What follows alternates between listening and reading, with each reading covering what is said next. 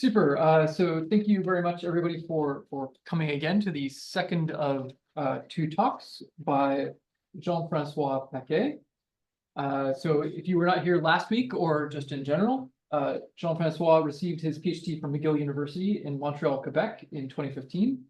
He subsequently was a postdoctoral researcher at Stony Brook University until 2017. He then moved to Duke University, where he was a postdoctoral researcher for 2 years and then a research scientist for 3 years.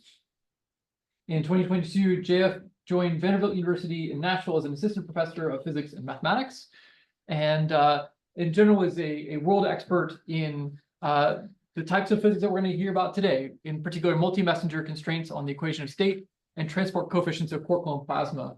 So really excited to have you. Thank you so much for taking the time, and please take it away when you're ready. Thank you. Thank you again for the invitation. And today I'll be presenting actually results I've never presented before, some results that some work that I did with some postdocs here at Vanderbilt. So I'm very excited to both present the results and hear what you think about it. So let me start. Again, I understand some people perhaps couldn't make it last week. So I'm studying collisions of nucleus at very high energy, where particles are accelerated either at the Large Hadron Collider or at the relativistic hadron collider at the Large Hadron Collider in Europe, relativistic hadron collider in the US on Long Island. And the idea is to give a very large amount of kinetic energy in the nucleus so that when they collide, you can heat up your nuclear matter and form this plasma of quarks and gluons.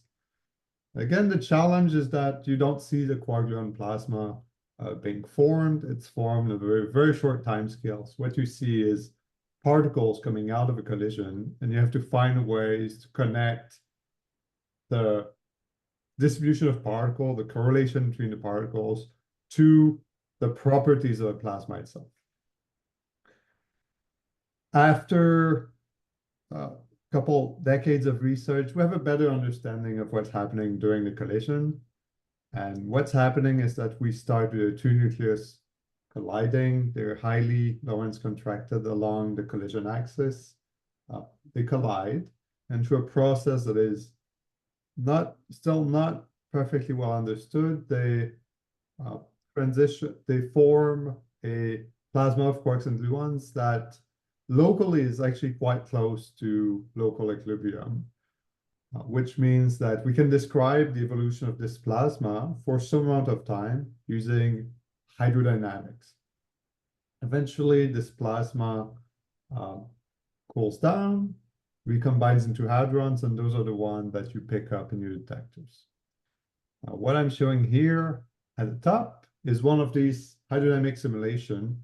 Now, this is a cut. So you cut in the transverse, in the plane transverse. So this is a collision axis. If you cut in the plane transverse collision axis, and you expand this here, you can see roughly the initial shape of the two nucleus when they collided. And then you can see that the plasma is expanding in plane transverse to the collision axis. Now, how do you describe a plasma that's expanding at a significant fraction of speed of light? You need to use relativistic fluid dynamics.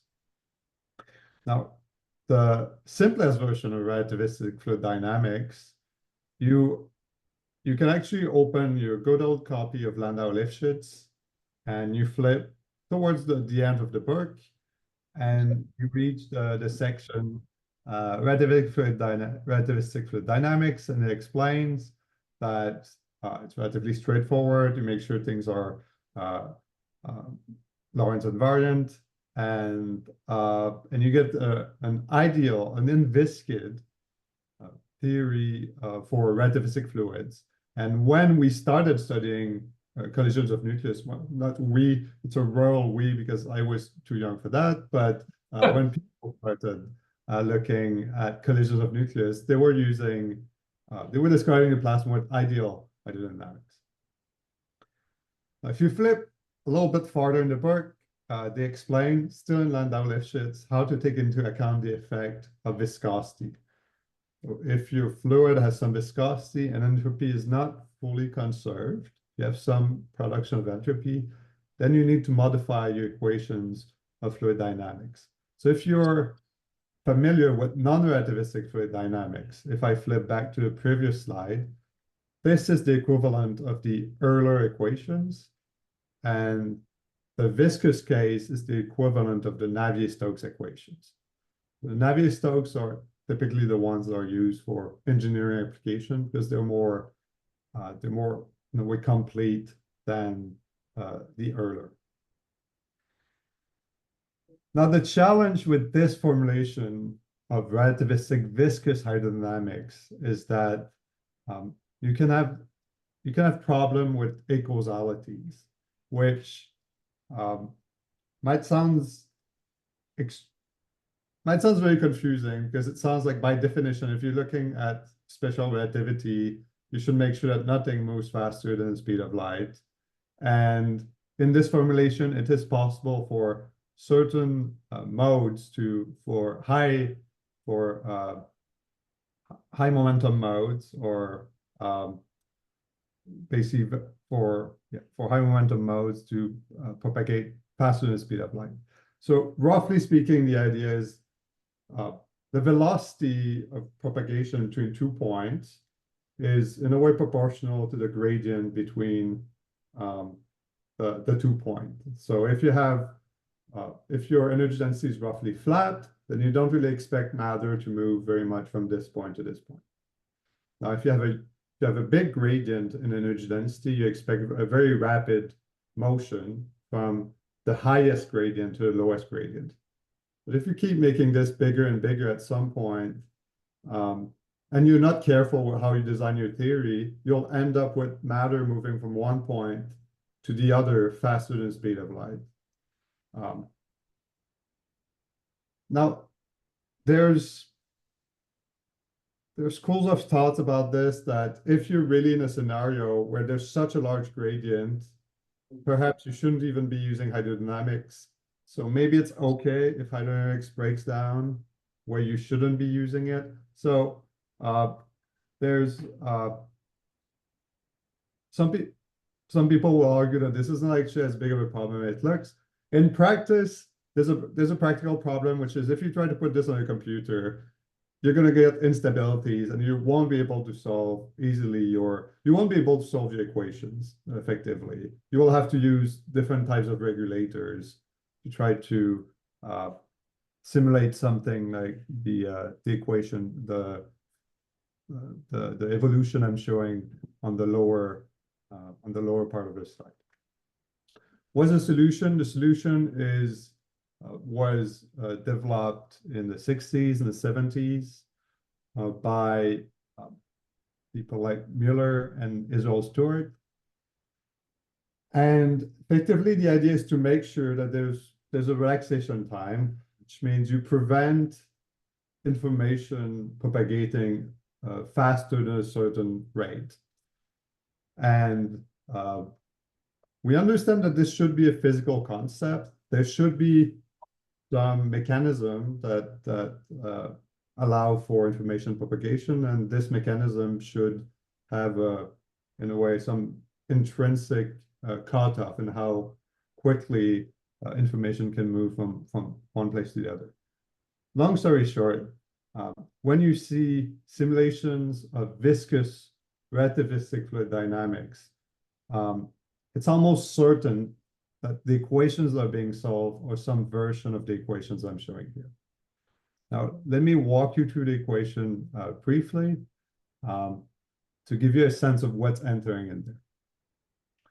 So the variable here, epsilon, is the energy density, a well-defined quantity in your plasma, or even out of equilibrium.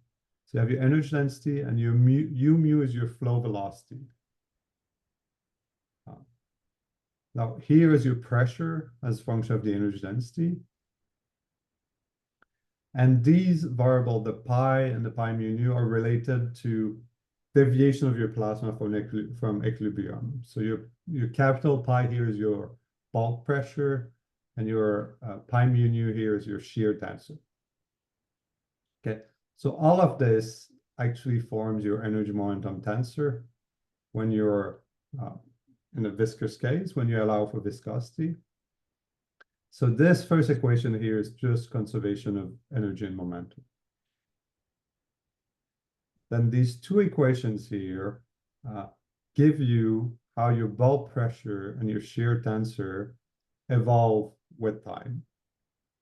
Now the bulk pressure here is a function of the bulk viscosity, and this is the expansion rate of your system. Effectively, how much bulk viscosity you have is dependent on how quickly your plasma is expanding. Here your shear viscosity, and I realize there's a missing mu nu here.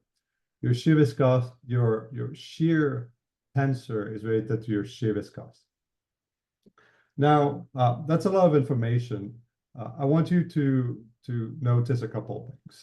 So I put some quantities in color. So what is orange is the equation of state. So that's the intrinsic property of your plasma that tells it your plasma will expand differently, whether it's water or it's quark-gluon plasma. The first place this enters in the equations of hydrodynamics is through your equation of state here. Then you have transport coefficients. You have first order and second order. Roughly speaking, first order means that it's multiplying a quantity that's a gradient in your velocity, or it could be a gradient in your energy density. And your second order transport coefficient will multiply a quantity that's basically either a second order gradient or a product of first order gradients. Now, these are also intrinsic properties of your plasma. We discussed viscosity. I discussed viscosity briefly last time. I think some of you remember. And so everything that is orange, red, or green are intrinsic properties that should be the same, whatever the temperature is. Well, that should be the same. Should be the same whether your plasma is created at the relativistic hadron collider or at the Large Hadron Collider. It's really an intrinsic property. While the other quantities, either in black or in blue, are dynamical properties that depend on exactly how big your nucleus was, how fast your nucleus collided. That creates a different energy density, that creates different types of gradient. So in the end, to solve the equation of hydrodynamics, you need to either know or try to extract everything that is orange, red, and green, and what is in black or in blue. Basically, once you define some initial condition, those are dynamical variables. Okay.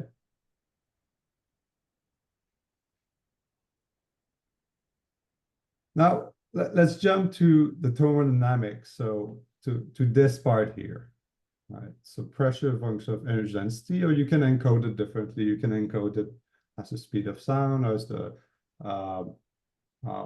it could be the energy density as function of temperature. So there are different ways of summarizing the information, but let's first jump to the thermodynamics of the quark-gluon plasma.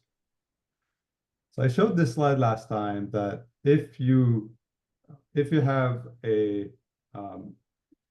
this thought experiment, when you start with a box of protons and neutrons, and you heat up the box, and eventually you will free your quarks and gluons from your protons and neutrons. And you'll first go through a strongly coupled quark-gluon plasma phase, the liquid phase, and then you'll go through the gas phase, the weakly coupled one. And what we produce in experiment is the liquid phase.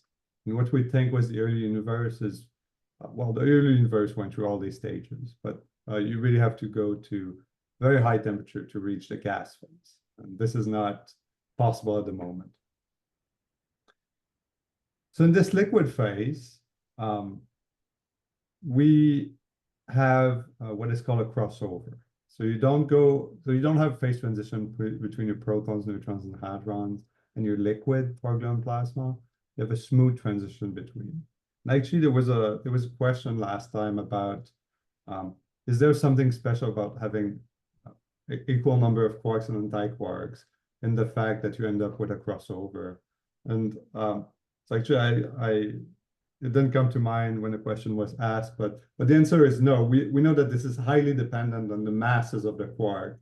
If the masses of the quark happen to be different, we could actually have a first order phase transition. Even let's see, we could have a second order phase transition even here. So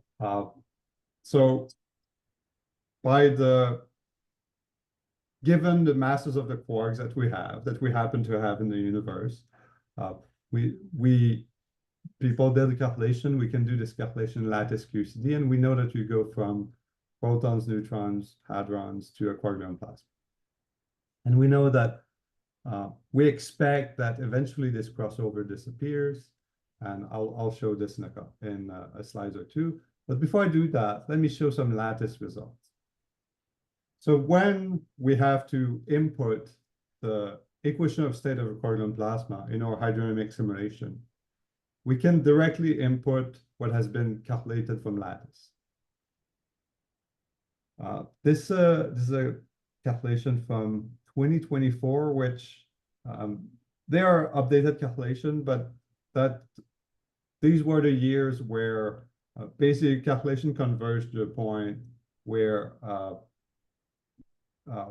people started focusing on addressing other problems on lattice. For example, trying to understand the problem when you have a different number of quarks and antiquarks, and what we call finite baryon chemical potential.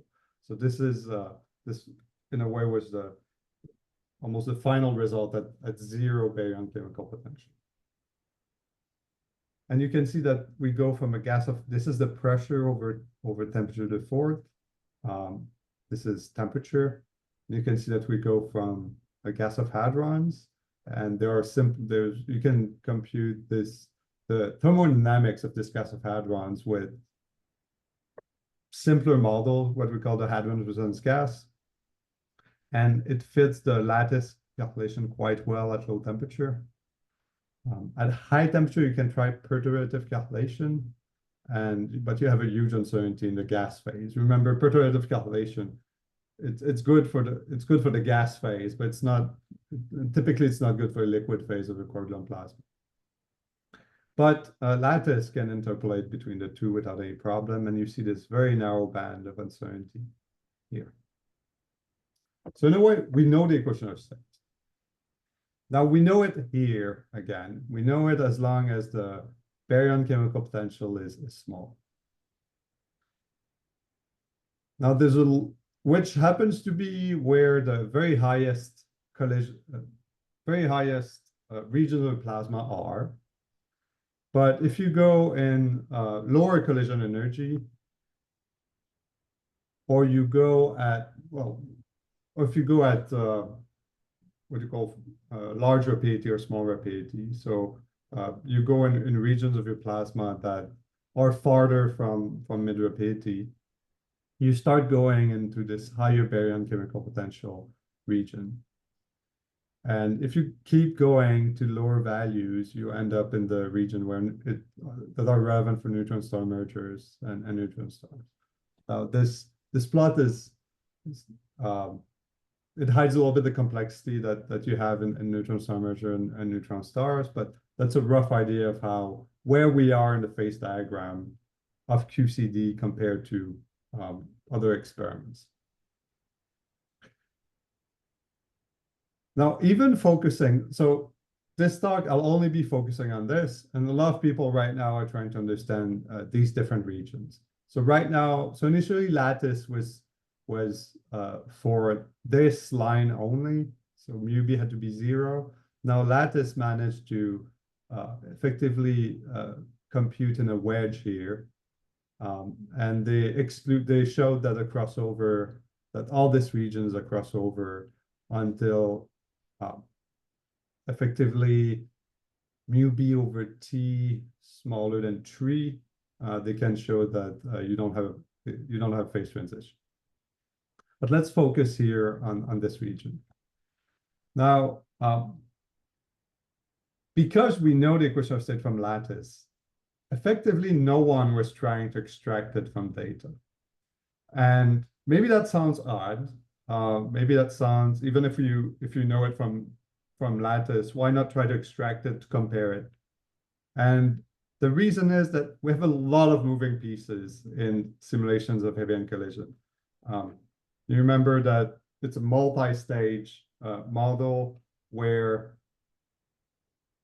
there's a lot of uncertainty in all the stages. And if there's any part of the model that you can fix, typically you take advantage of it because that means that you can better constrain other part of the model. Now, there's been attempts, and I'll be discussing one of these attempts here. And for that purpose, let me remind you that you can always compute the speed of sound using thermodynamic information. I showed this briefly last time. And so I'll be talking interchangeably between equation of state and speed of sound squared. When I say speed of sound, I mean that we're studying the equation of state or the equilibrium properties. All right, so one of the only attempt that has been made to constrain the equation of state was from Scott Pratt and Evan Svengelin, Paul Sorensen, and Yu Wang a couple of years ago. And they did what obviously you can do with any part of the simulation of heavy-ion collision that you're not certain about, which is you try a large number of variations, you compare with data, and you see which one of those variations are consistent with data. And so on the left here is an ensemble of possible equation of state that they tried. This is the speed of sound as a function of temperature. So on the left is before comparison with data, and on the right is the ones that were found to be consistent with data. So the blue is what's been found to be consistent with data, and so the green is the hadron gas calculation that you can do. The red is the lattice. So you can see that broadly speaking, what they found was consistent with the lattice, although the constraints are not very strong. And interestingly, after this analysis, no one really jumped in and tried to do better, which you would think can be done because nowadays the computers are faster, we have more sophisticated models. And no one really tried to do better because, again, there was this sense that there's simulating a collision of nucleus is just so complicated. If there's any part that you can fix, you should just fix it. Now, recently, there's been a proposal that you can you can constrain the speed of sound using a very specific measurement. And I don't know how many of you, I expect many of you have heard about this, but if you're not in the field, you might not have heard about it. So it is this paper by the Sackley and Brazilian group, where they made a prediction. They said that when you collide collision at different degree of overlap.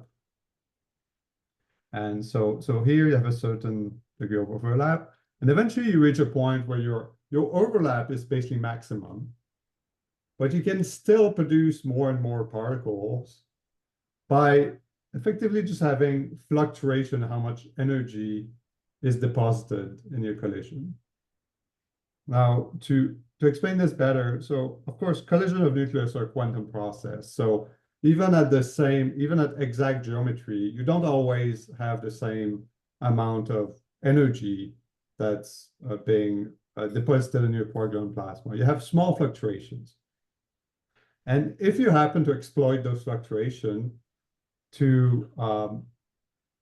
you can find that there'll be effectively your number of particles being produced is saturating, but then you have kind of a tail of pretty unlikely collisions that will deposit more energy.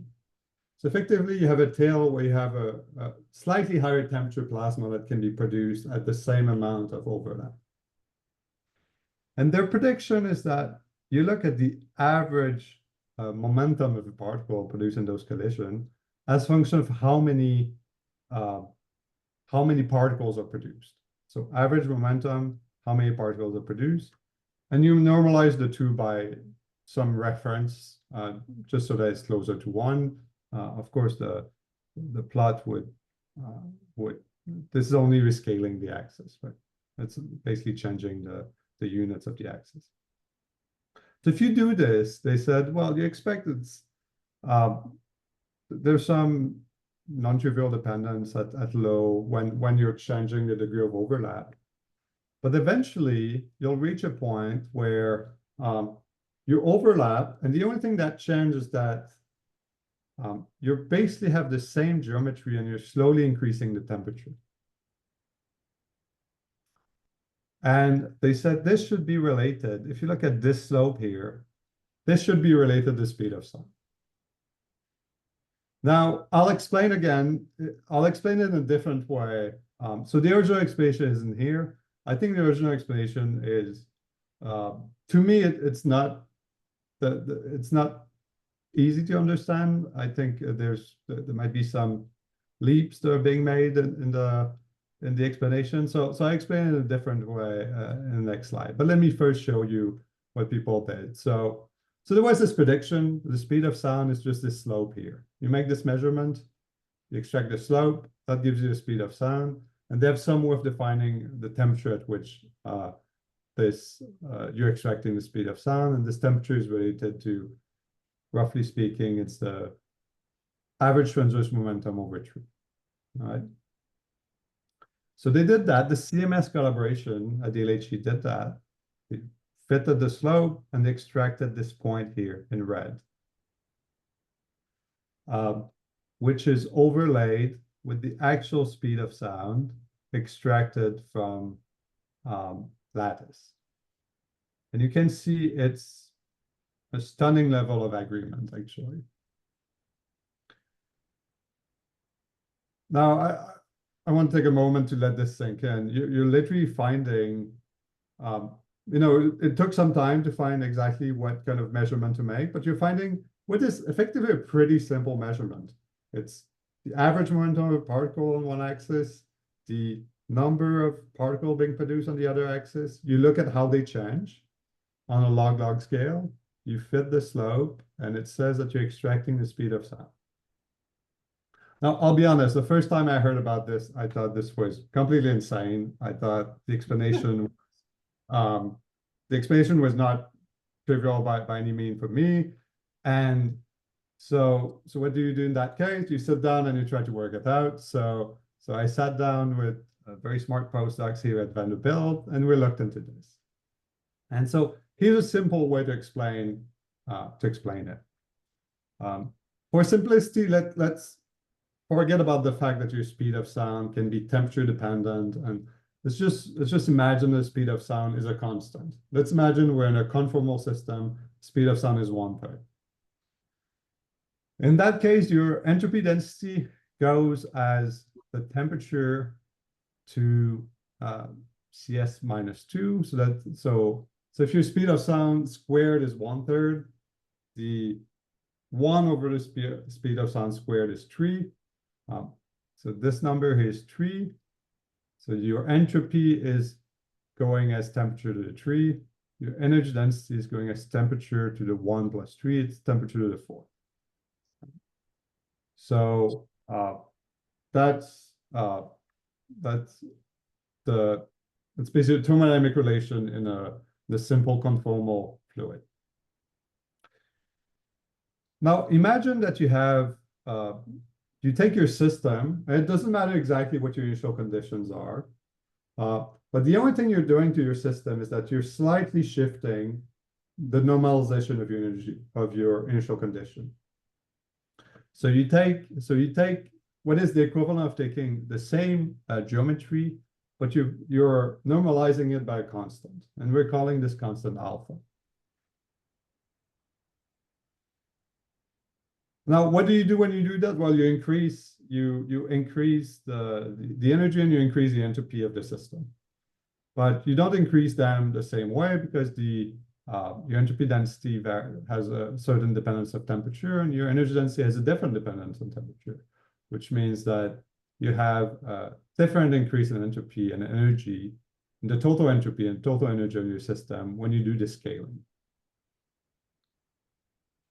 Now, given that, you can work it out. You can say how much does, okay, and the other assumption you make is that there's a relation between your number of particle is roughly speaking a measurement of your entropy. So you can work this out. You can find that, for example, you take derivative of the log of your, this would be the entropy, which we assume is related. This is the number of particles produced, which we assume is related to the entropy. And you change this with respect to the log of how much you rescaled your temperature, and you get 1 over speed of sound squared. So if you do the proper amount of, if you do a proper algebra, you can show that the speed of sound squared should be equal to this derivative of your log of your energy per particle divided with respect to your log of your number of particles.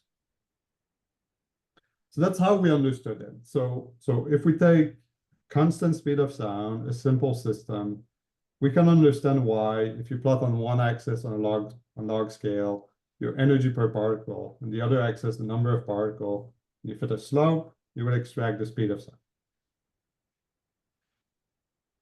Now for us, this is only true if the speed of sound is constant. If there's no significant effect of viscosity, means you're assuming that your entropy is constant.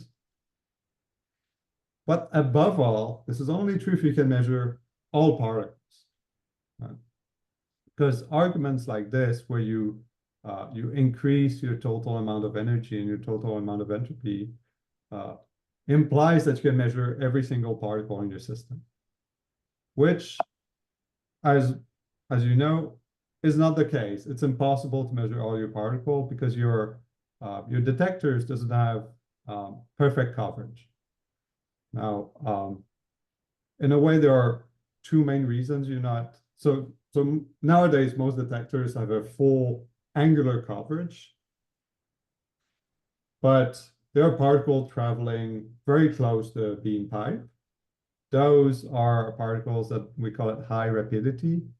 So remember, so at 0, you have, when your rapidity is 0, it's in the plane transverse to the collision axis.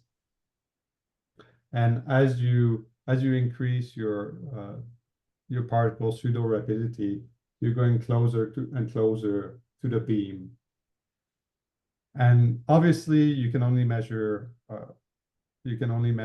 particles so close to the beam, and at some point, you miss particles that are very close to the beam. Now, the challenge is that the particles that are very close to the beam are traveling extremely fast along the collision axis, which means that they carry a lot of the energy of the plasma, actually. So you can be missing a lot of the plasma's energy if you have even quite generous cut on your rapidity. Another possibility is that you have PT cut, which means you can only measure particles that are, if the particle's energy is too low, basically you can't measure it. That's a common problem.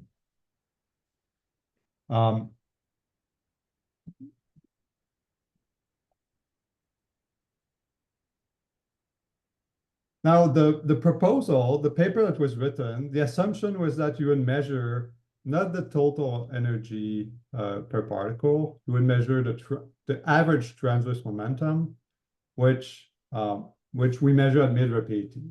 So we only take the particles that are very close to eta equal to 0, maybe eta equal to 0.51. So we take particles that mainly have momentum transverse to the collision axis. And similarly, the proposal was not to use all particles, it was to use particles produced at mid-rapidity. So we had this, let me flip back to the previous slide. So we had this explanation that should work if you can measure all your particle. And then there was this proposal that hopefully the formula still works when you measure only some of your particles. What we did was to run some numerical simulation. So what did we do? We started with ideal hydrodynamics, very simple setup. We used a constant speed of sound, and we assumed that at a certain point, when we transitioned from hydrodynamics to particle, we assumed that the particles were massless. So we made, in the way, a spherical calm model of this problem. And we tried to see, will this even work? Can you actually relate this, how much your mean PT is changing on one axis to how much your mid-rapidity multiplicity is changing? Can we get a slope that is the speed of sound squared? And the answer is, if you're going to right limit, it actually works. We tried. And so here, green is if your speed of sound is half. Red is if your speed of sound squared is half. Red is if your speed of sound squared is 1/3. Black is if your speed of sound squared is 1/4. And the different points are, we're changing alpha. We're changing how much energy we're putting in the system. So every time we change the energy, we produce a different number of particles. And every time we change the energy, we also, the particles that are being produced are produced with a slightly different momentum. And if you plot one against the other, you get a line. And if you fit the slope here, you get the numbers that we're extracting here. You can see that the slope for the green line is very close to 1/4. For the red is very close to 1/3. And for the green, it's pretty close to 1/2, although there's some deviation. All right. So that's the first thing we noticed, that if we try hard enough, it works, but clearly there's something going on because it doesn't always work. So then what we did is we Yeah. I have a question. Yes. Yeah, sorry, could you please, yeah, because there might be a real confusion here. What's really going into this this calculation or simulation? Can you Right. explain? Yes. So we use very simple initial condition. We use just a Gaussian profile in the plane transverse to collision axis. So Gaussian initial condition, boost invariant initial condition. And we effectively solve cylindrically symmetric boost invariant ideal relativistic hydrodynamics. So these are the initial conditions, these are the equation. And we set the speed of sound to a constant, either 1/3, 1/4, so 1/2, 1/3, or 1/4. And then at a certain temperature, what we call the freeze-out temperature, we convert the plasma into massless particles using the Cooper-Frye prescription. And then we use the produced particles, compute what is the mean PT and what is the number of those particles. Does that help? Yeah, thank you. Okay, right. Yeah, so for this, I didn't put all the information. I wasn't sure what level of detail was ideal, and this is since I'm presenting for the first time, I think I'll have to adjust the level of details on this. So numerical simulation, we try and it works. Now, one thing I just mentioned is that At some point, we stopped the hydrodynamics and we converted to particles. Now, the physics behind this is that in reality, we expect that when the plasma is too dilute, you shouldn't describe it as a fluid anymore. You should describe it perhaps just as a gas. And so there should be a transition between the two.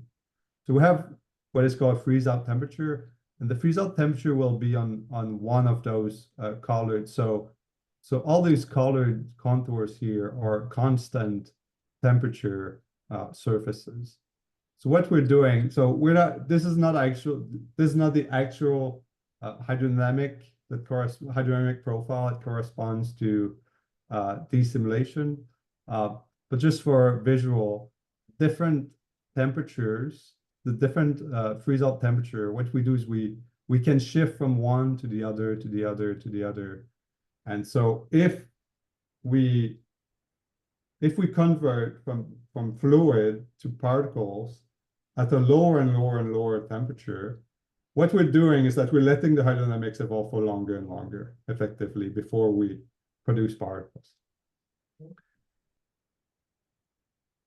Now, what we can do is effectively repeat this exercise here, but for different freeze-out temperature.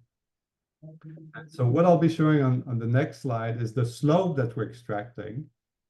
So the dashed line are the actual speed of sound that we use, and the points are the slope that we're extracting. So they're this fits here, the dashed lines. As a function of when we stop here the hydrodynamics, so the freeze-out temperature over the initial temperature. So basically, the smaller this number is, the longer you let the hydro run. And what you can see here is that basically the longer, if you let the hydro run for a very long time, you do extract. This slope is indeed equal to the speed of sound, or actually quite close to the speed of sound squared.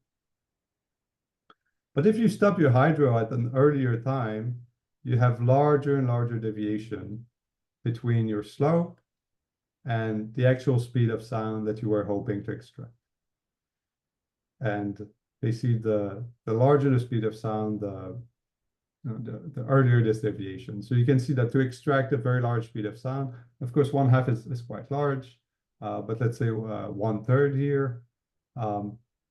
You have to make sure that your hydrodynamics run for long enough. Now, what's the take-home message here? And just for reference, so the plot I was showing before is those points here. So we took the very best case scenario. In the very best case scenario, we can actually recover the speed of sound using the slopes. But in general, it's not necessarily the case. Now, what's the take-home message that we found here? We found that just from general arguments, we know the speed of sound can be recovered if you can measure all your particles and all your energy. But if you can only measure part of your particle and part of your energy, and here by part, I mean, we focus on mid-rapidity observables, then you really have to go in the limit where your hydrodynamics lives forever to extract it. And so there are corrections of this formula that go as your freeze-out temperature over your initial temperature.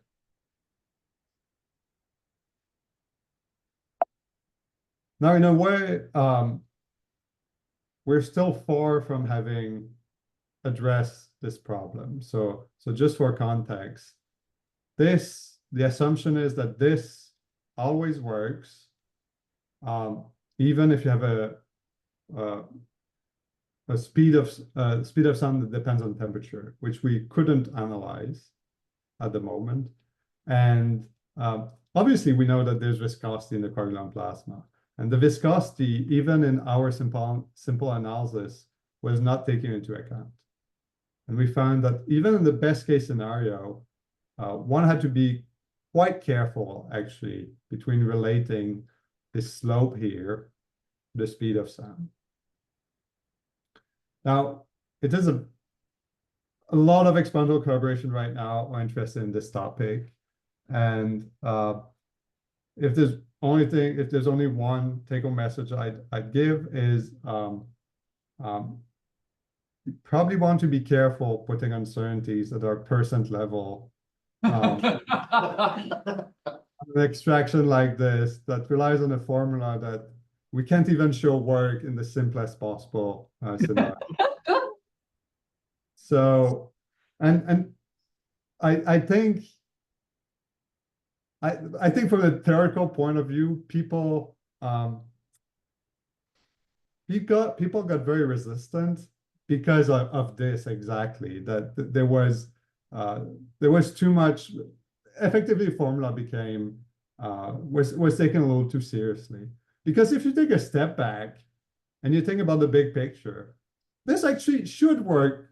There are arguments to believe this should work pretty well, right? Whether pretty well means 10%, 20%, 50%, this is still great. You can really show people a simple explanation of, you put a quantity that's simple to explain on one axis, simple to explain on the other axis. You plot it, you fit the slope, and it's rated the speed of sound of your plasma. In the big picture, this was a really nice accomplishment. But it kind of got it kind of ran in a direction that I think instantly theorists became extremely uncomfortable. So we're hoping to do more work on this. I invite you to take a look at the paper. You'll be able to see it on the paper we wrote. You'll be able to see it earlier in the slides. I think it's a nice one. Now, I think there are two benefits to what's happening right now. It's triggering maybe more investigation in this formula, which I think is good. But also it revived the idea that maybe we should go back and try to actually extract the speed of the equation of state from measurement, and effectively do what I started with, which is what this group did in 2015. And so I think more group will try this as well. And I think the overall outcome will be quite positive for the field. All right. So I think I used most of my time. Let me very briefly go through a separate topic, and then I'll wrap up. Is that okay, Will? Yeah, please go ahead. All right. So all of this was effectively all the work we have to do to constrain a quantity that we actually know, we think that we actually know what it is, right? Now, transport coefficient are the ones that we don't even know what they are. So that's the next level. And when I say we don't know what they are, I mean from a theoretical perspective, we don't have a very strong, we don't have a very solid way of calculating them. Now, last week, I discussed what viscosity was and what's the interpretation. So again, viscosity is this property of the plasma. It's related to how strongly interacting it is. And it's this quantity, so the bulk viscosity and the shear viscosity of their quantities are entering into the equations of relativistic fluid dynamics. You have also second order transport coefficient that enter. Now, typically what is being done in the field is the second order transport coefficient are related to the first order one using a simplified model.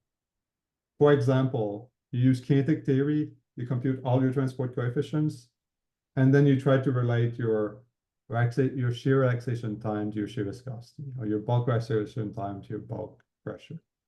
Now, why do we do this? We do this because all these quantities are literally temperature-dependent functions that can be, in a way that have very limited theoretical, that have somewhat limited theoretical guidance, which means that if you're trying to extract, even if you fix the equation of state, you don't even try to extract it, you fit the equation of state, you would be left with 15 temperature-dependent functions to try to extract from your data.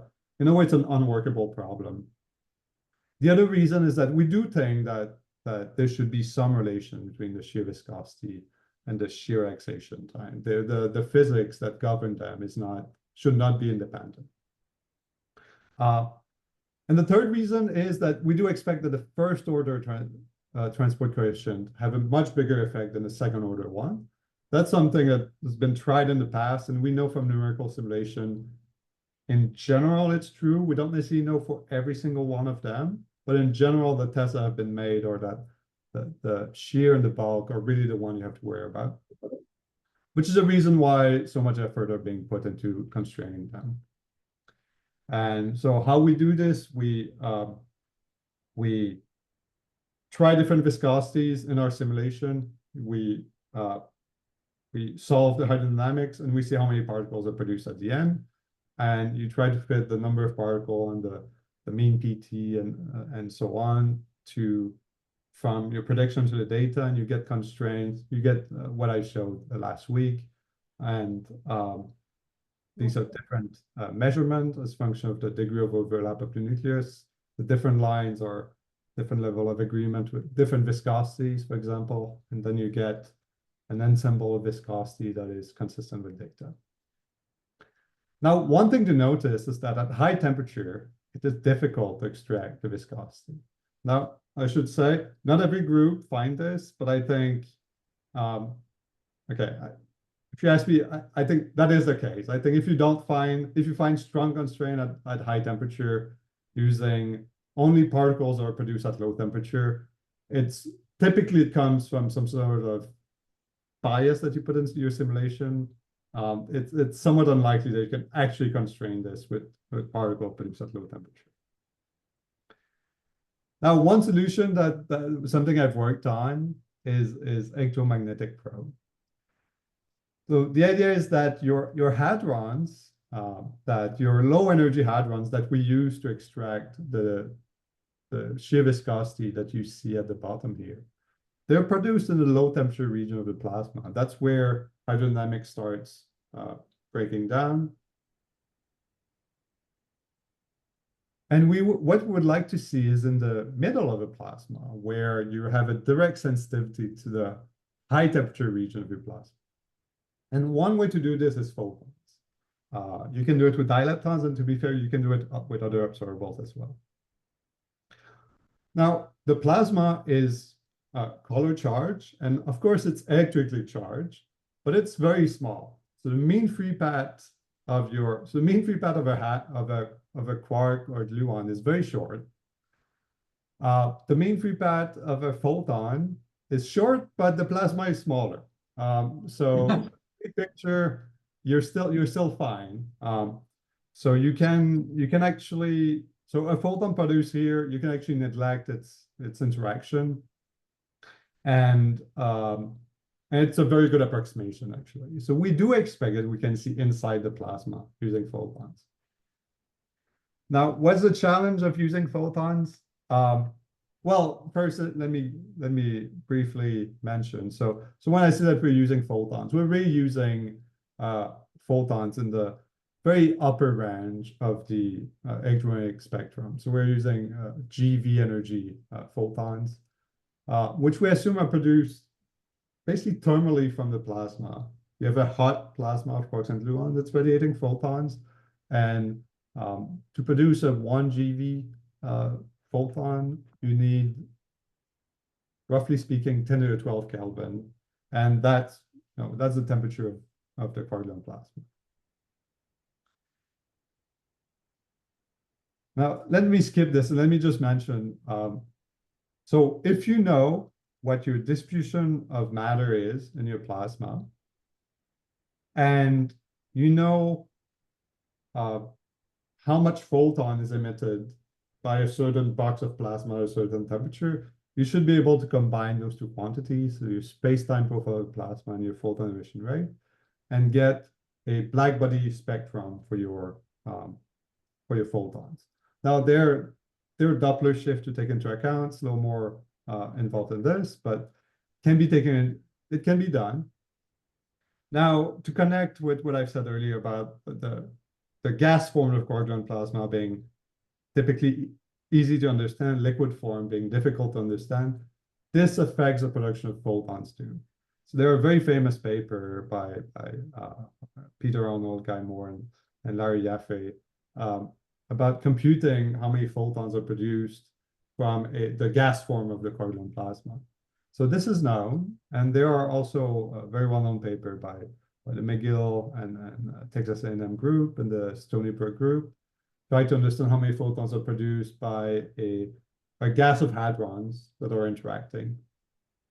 But the challenge is always that we're not in this gas phase of the quark-gluon plasma, we're in this liquid phase. And the rate here is still difficult to extract. So there's been attempts to use lattice QCD to put constraints. They're very ingenious attempts.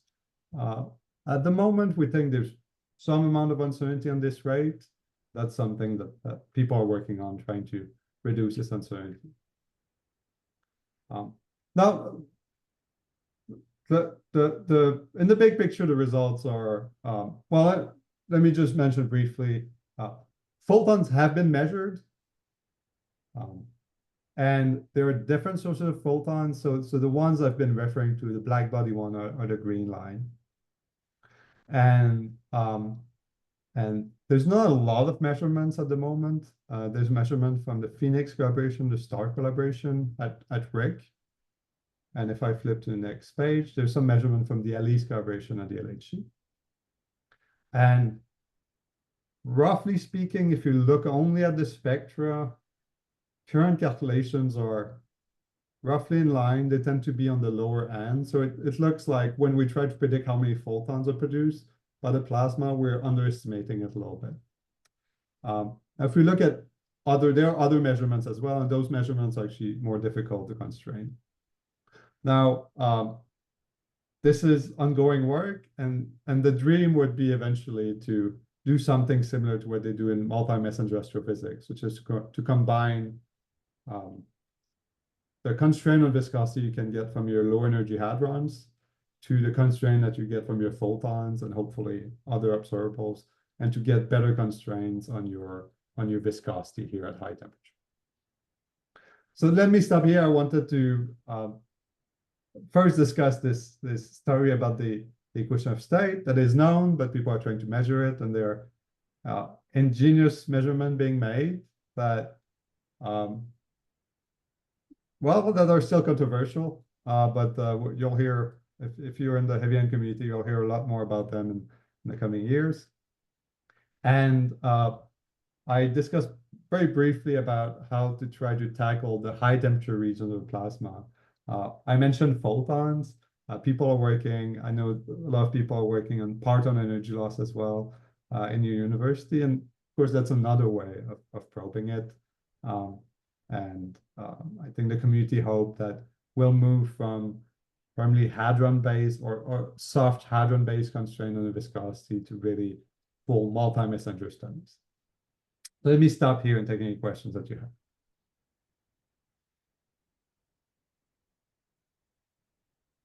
Super. Thank you so much. That was really, really great. Floor is open for questions. Ben, please go ahead. In your experimental plots for the momentum as a function of number of particles. I'm sorry, the speed of sound one? Yeah. Everywhere, yeah. Is there a reason that there's a dip in the relationship? I would have expected some sort of monotonic relationship. Yeah, I think the dip is not yet well understood. So right now, so this was the CMS measurement that I think was the first one. And I think now multiple groups are trying to make the measurement, and what you might be, maybe you know even more than I do about this. And what people are finding is that this is actually the measurement is much more finicky than it looks like. If you select centrality in the same, depending on how you select centrality, you tend to get different. I think sometimes you get a dip, sometimes you don't. And the slope actually depend on, of course, your rapidity cuts. And so I didn't mention this. So the blue line was actually a prediction. As far as I know, it was a prediction by a group in Europe, Wilke van der Schie and Govern Nish. And I think the agreement of the blue line with the point just stunned everyone. And there was this, and the fact that you extract the speed of sound, it's so close to, I think people looked at this and said like, look, I mean, we've nailed this. And as soon as people started looking at more details of a calculation, then the agreement of the blue and the agreement of calculation with the point is not so good. And then you can start getting different slope with slightly different measurement. So the picture is actually, I think is still being built actually. Yeah. Thank you. Good. Other questions from in the room? Daniel. Sure. I was just wondering, when you did your numerical simulation of trying to figure out if you can actually extract this gradient to be the speed of sound. So it becomes sort of a better estimation as the freeze-out time goes to infinity. I was also wondering, what does... freeze-out time, freeze-out temperature to 0, freeze-out time to infinity, yeah. Oh, yeah, sorry. Yeah. So is that in any way related to the fact that eventually they convert to massless particles? What does the massless particles buy you in this sense? Yeah, so what the massless particle bought us was simplicity.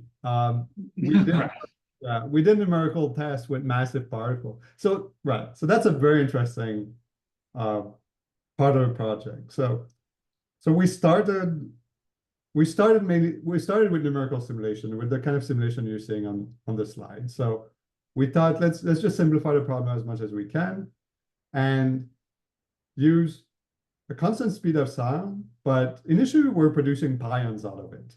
With Cooper Fire, we're producing pions, which, if you think about it, is inconsistent. We're producing massive particles with, let's say, conformal equation of state. So there was something completely inconsistent with the approach that we're using. And what we found is that it was working, which we couldn't quite understand. And at some point we realized that actually what matters is really what matters really the flow of energy that you have and the number of particles. And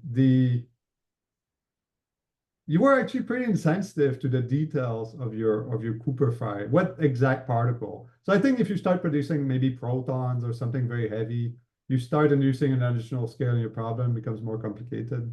But the difference between pions and massless particle was minor, actually. And just to be clear, you did a hadronic cascade once you turned these things into hadrons? We did not, actually. So we just straight there, we just assume free streaming. Yeah. Which is another approximation, right? Which in reality you expect that even this simple model that works only in a certain limit doesn't have all the physics that it needs after you convert to particles. Cole, please go ahead. So on the speed of sound and mean PT plot a bit earlier, I'm curious. So I guess these predictions, they're making predictions for the d log mean PT over d log n charge, but presumably they can just look in their model and see what the speed of sound squared is as well. I mean, and if they do that, do they get a speed of sound squared which is similar? I mean, it's presumably, like you say, it changes as a function of time, and is it consistent at that level? Right. So that's another subtle point of this. So the speed of sound of QCD is pretty strongly temperature dependent in the region where you expect to constrain it. So if you go to high temperature, it goes to 1/3, but here it starts varying quite a bit.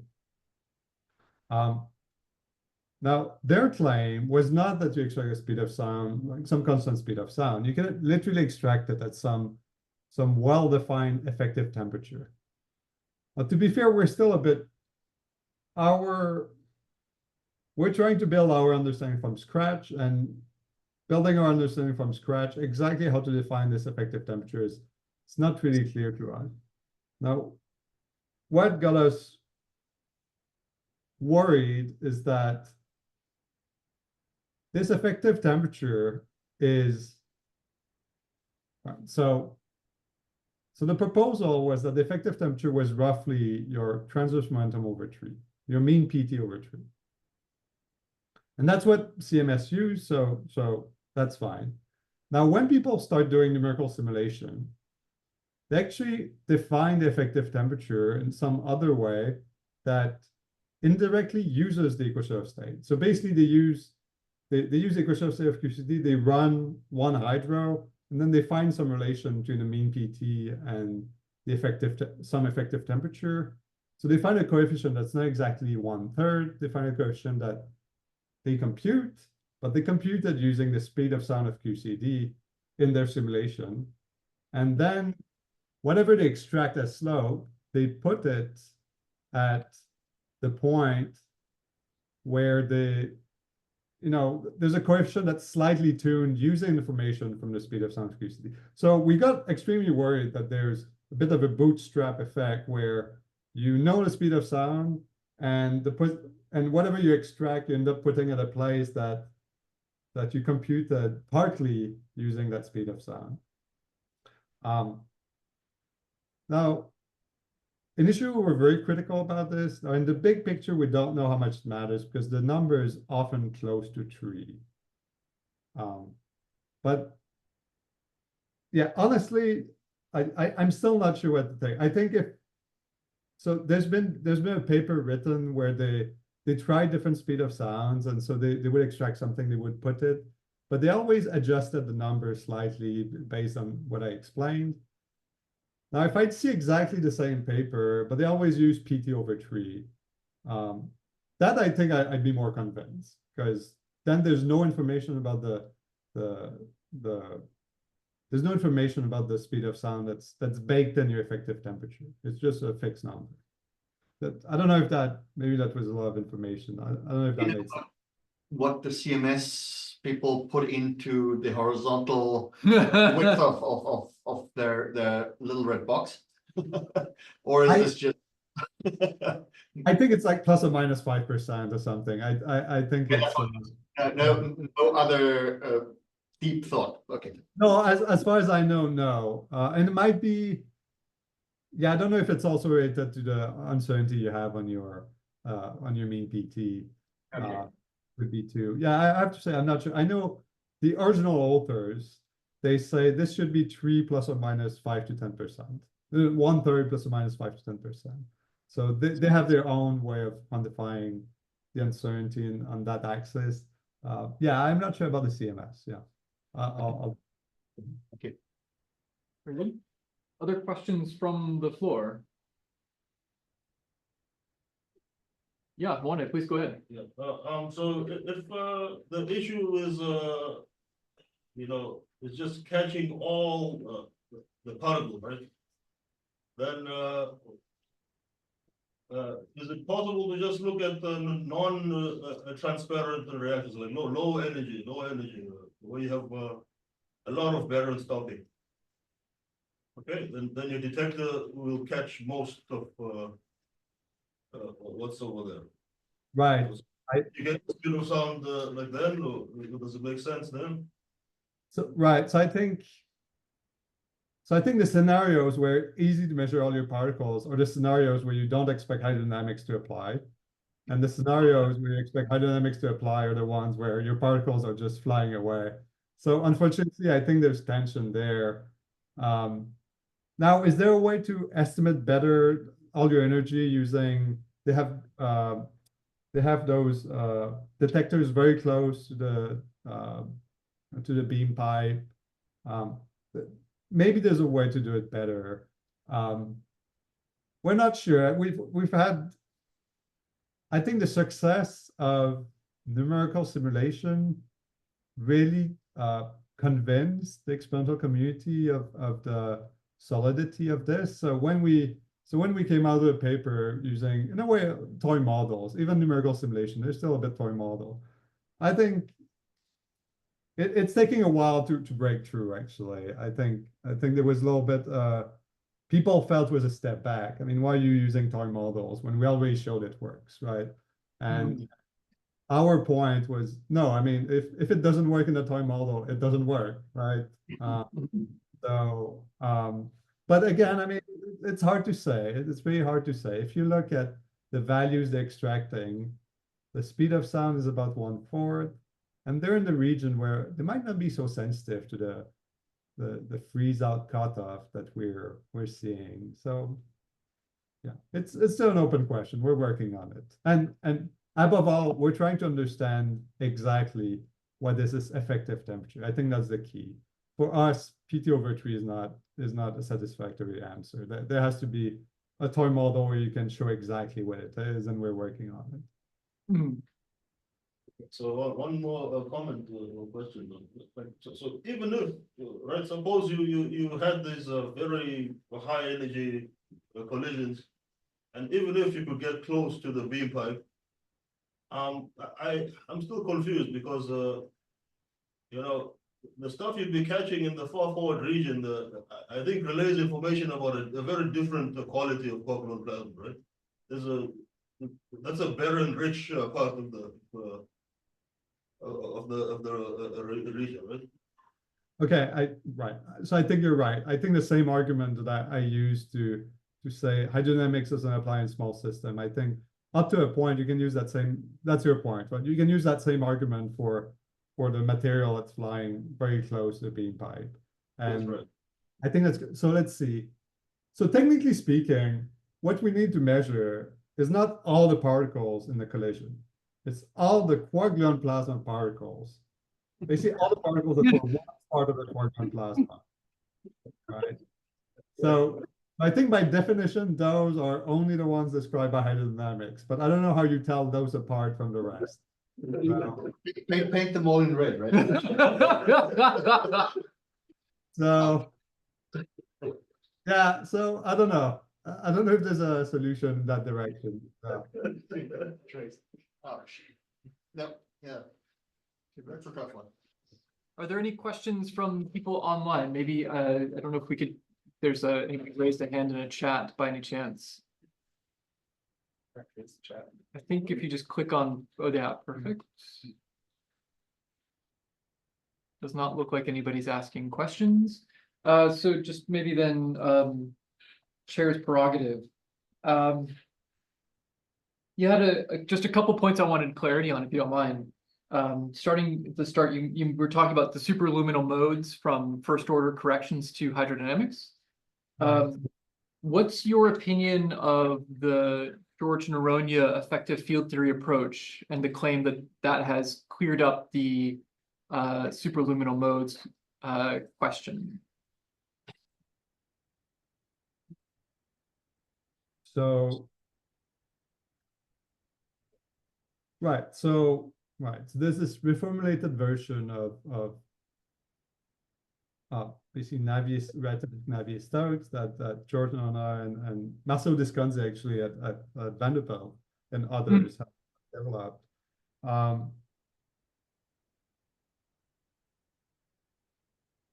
So the benefit of their formulation is that you can get a very clear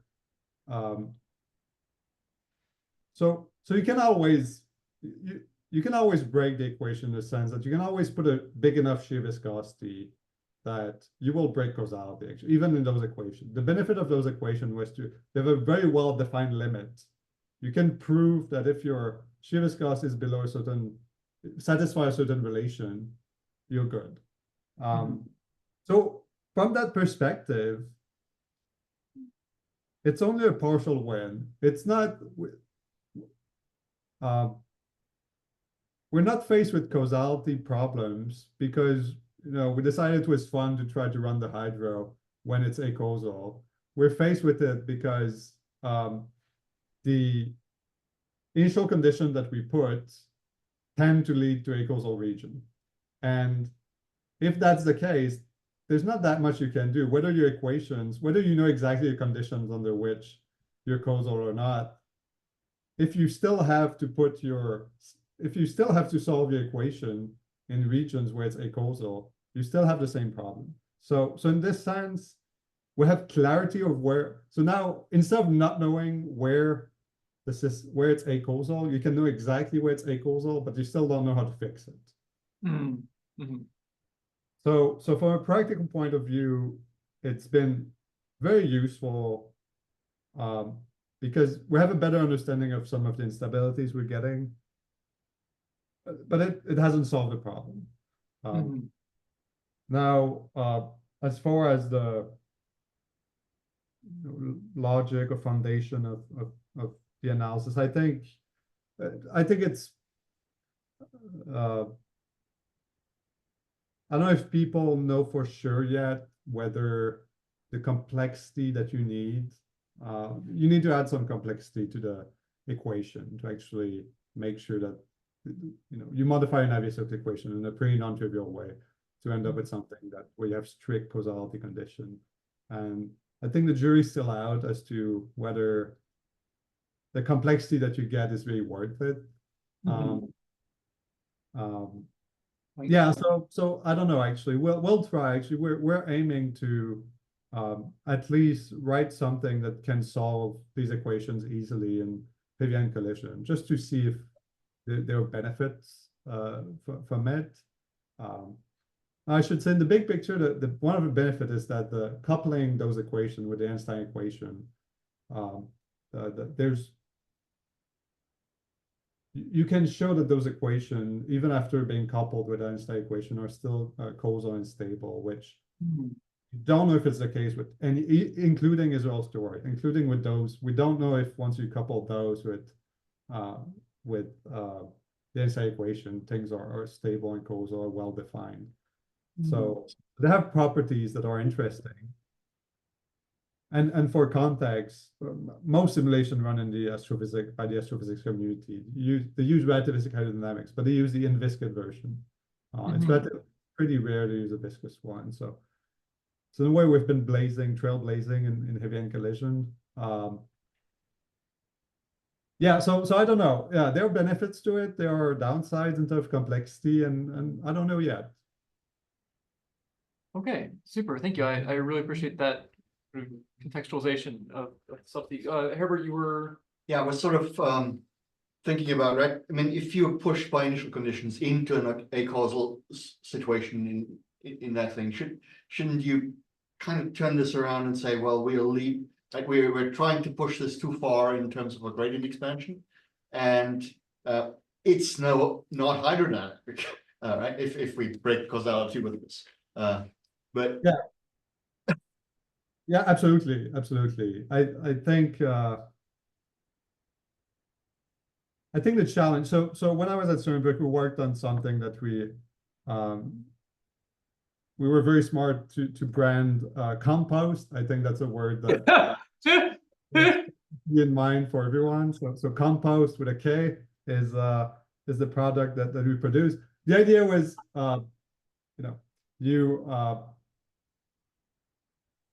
you take a system that is imagine a system that's out of equilibrium, that is not described by hydrodynamics, and you try to see if you have attractors, right? So you try to see if before you reach hydrodynamics, the system tend to follow a certain universal trajectory. Now, if you think about 3D complex system, it is very difficult to picture, but think about something very simple like boost invariant, transverse plane. That there's no so people had found that you can get attractors before hydrodynamics work, and the idea of compost was try to use some of these attractors to see if you could take some initial conditions like you see here, and before you feed them into hydrodynamics, you try to see if there's, how should your energy momentum tensor approach hydrodynamics using some limited information you have about how system out of equilibrium, they tend to approach some universal behavior. So we tried this and it works. So we can make it less acausal, but it's still not perfect actually. And now what you'd like to do is maybe just push this new compost framework as far as possible so that you can really start the hydro when it's causal. The challenge is that it's actually not easy with that framework to push it to later time. So yeah, there's always seems to be a catch. Every time you try to find a new model, it's a little bit better here. Then it gets worse if it's late enough. So yeah, so we haven't found a way to really solidly and in some way that's very robust to really bridge the gap between initial conditions that we don't know the initial condition. Let's say the impact of the nucleus. We don't know the initial condition perfectly by any means, but we have a good sense of what structure you can have. It's really this gap here that's difficult to fill, and because it's difficult to fill, we've had a tendency to just try to push the hydro as far back in time as possible, because I think the logic is that hydro's not so good, but all the other models are not so good either, and we're not quite sure that hydro is that much worse. Yeah, so it's been unfortunate that it's still a bit of not a bit, it's still one of the biggest open questions in the field. Super. Let's see, what else do I have? So when you looked at your toy models, why did you look at speed of sound squared as a half? Because that's somehow faster even than a conformal theory, right? Right. Mainly wanted to see where it would break. Now, I think at 0 baryon chemical potential, there are good arguments to say that your speed of sound should not be. Let me go here. So you're referring to the screen. Yes. Line. I think when you have 0 baryon chemical potential, I think there are good arguments to say it has to be smaller than 1/3.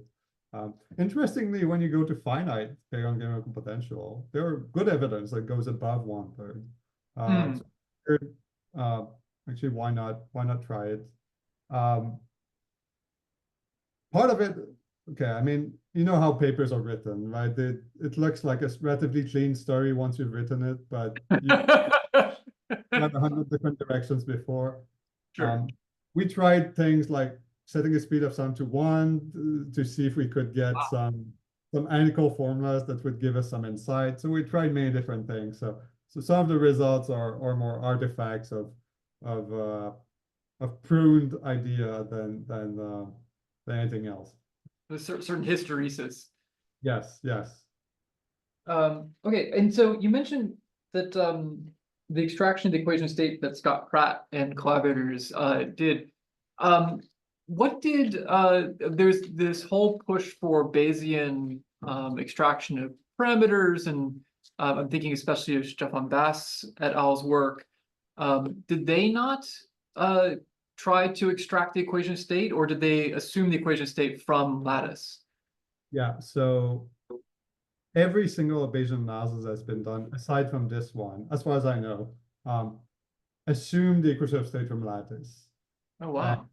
Yeah, and I think, this sounds confusing, right? You would think you would try to extract it. And I think there was confusion in the experimental community too, because they concluded that if we're not extracting it, it's because we can't, right? And that's why having measurements like this is so great. Now, the first time I heard that, I was outraged because I said, but we can't, we choose not to. That's very different.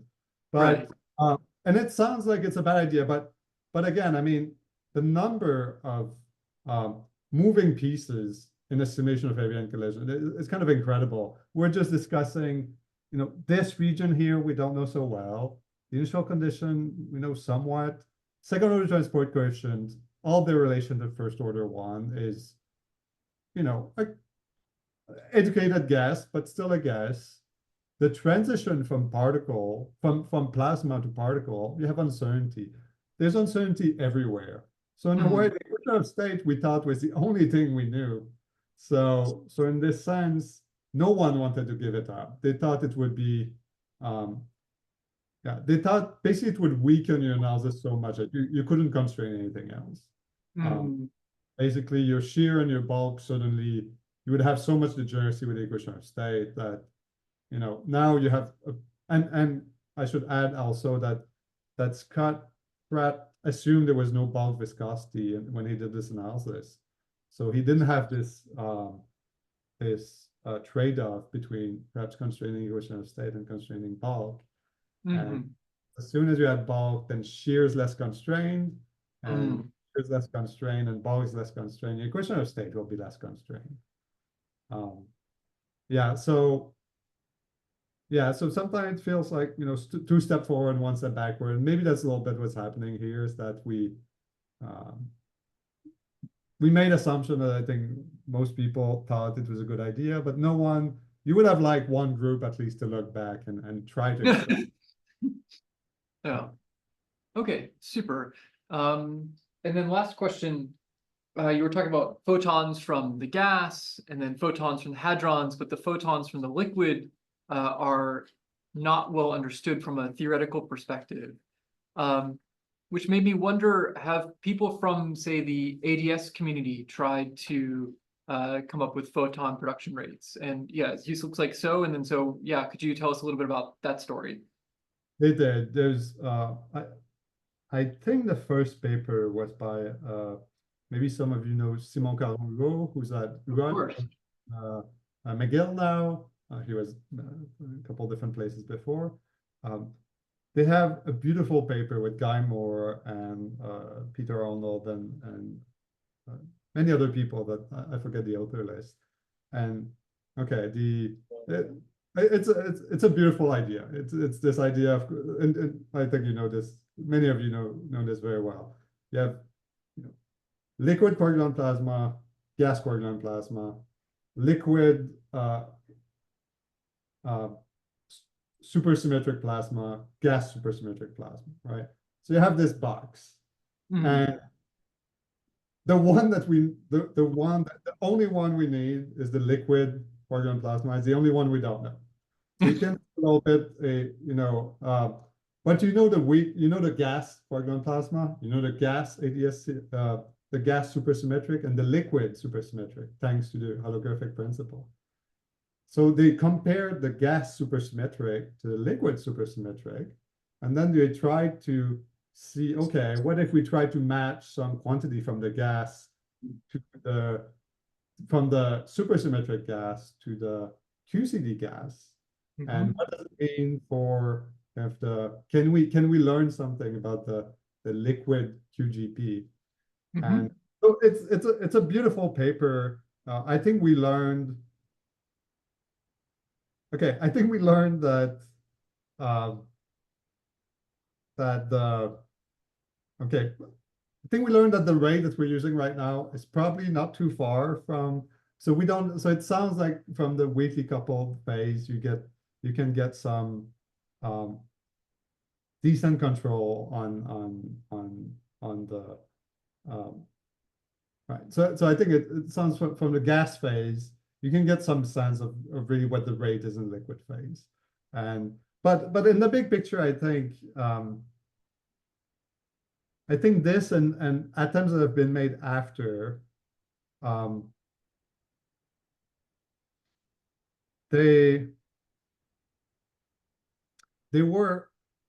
there's never been an attempt to systematically kind of fold this knowledge into kind of an uncertainty band on the rate, basically. So we were kind of learning bits and pieces, but ultimately we need to use a rate when we do calculation in practice. And often this rate uses none of the information from ADS-CFT. So one project I have right now with a student is actually to try to fold all this information into some uncertainty band on the photon emission rate, including information from holography. It's not trivial because again, you have some sort of extrapolation. You need to, you have to decide what you want to extrapolate from ADS-CFT to QCD. And of course, the gluon sector of ADS-CFT is the one that you trust more, but that's not necessarily the one that's dominant to produce photons. So we learn things, and this information is not fully used at the moment, but I think there's a hope that, and I certainly have an ongoing project, try to use it. Yeah. Super. All right. Very good. So that's all of my questions. The audience seems questioned out. You've given us well more than what we asked of you in terms of time. So thank you very much for taking the time with us. And yeah, Thank you again. yeah, really appreciate it. Should we stop the recording?